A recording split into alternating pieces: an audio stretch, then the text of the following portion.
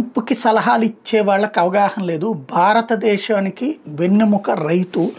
ఆ వ్యవసాయాన్ని దెబ్బతీసేటటువంటి ఎత్తుగడలు తీసుకొచ్చి అక్కడ అమెరికన్ ప్రొడక్ట్స్ అన్ని తీసుకొచ్చి ఇండియా మీద రుద్దేసి అదేమంటే మీకు తక్కువ రేటుకే వచ్చి పంపించేస్తున్నాం కదా అని చెప్తే నిజం. అవి గనక సరిగ్గా రాజకీయం వినియోగించుకోదలుచుకుంటే ఇవాళ దొరికేటటువంటి మన అగ్రికల్చర్ ప్రొడక్ట్స్ ఇందులో 50%కి 60%కే దొరుకుతాయి.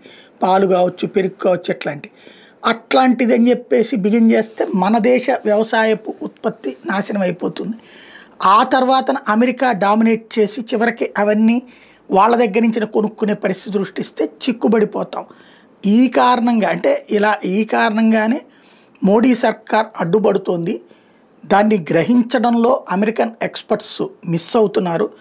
అమెరికన్ ఎక్స్పర్ట్స్ ట్రంప్కి సలహాలు ఇవ్వడంలో మిస్ అవుతున్నారు.